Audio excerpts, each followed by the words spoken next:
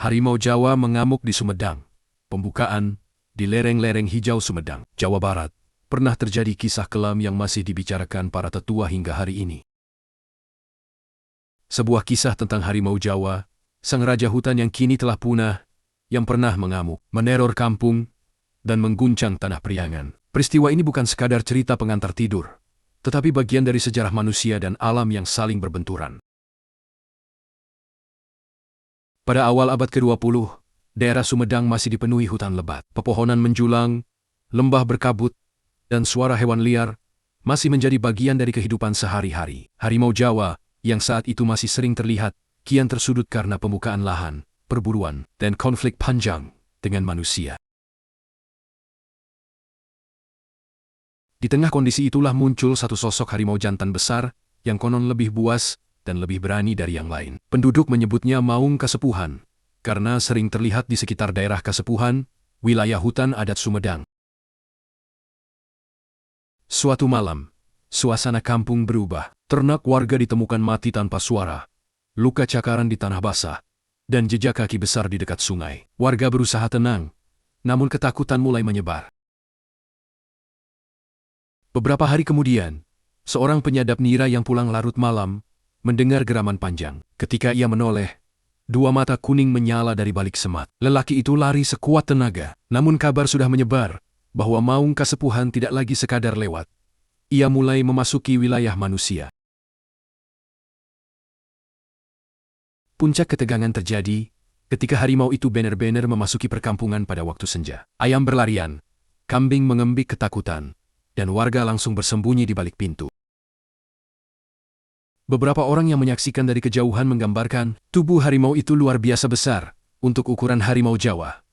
Bulu lorengnya tampak kusam, seolah telah lama bertarung hidup mati di hutan. Sesekali terdengar auman keras yang menggema sampai bukit.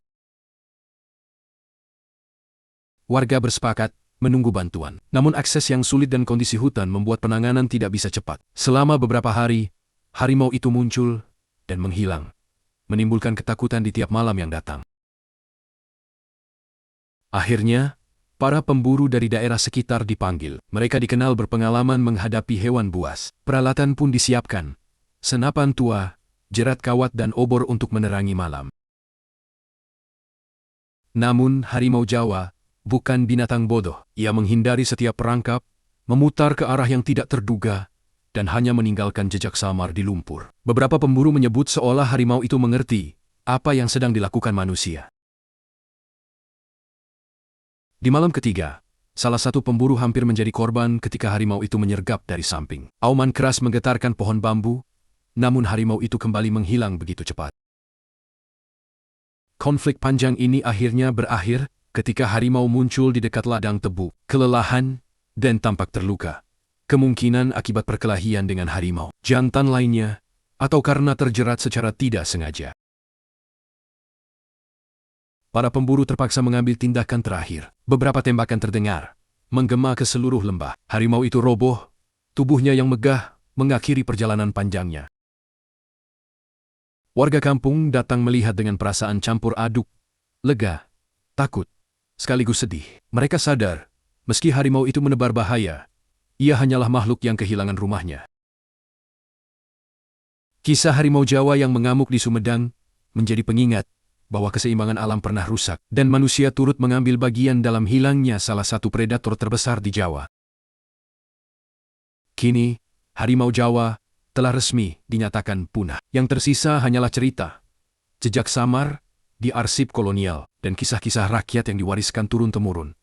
Semoga kisah ini menjadi pelajaran bahwa ketika hutan hilang, bukan hanya hewannya yang tiada tetapi juga keagungan alam yang menjadi warisan bagi generasi mendatang.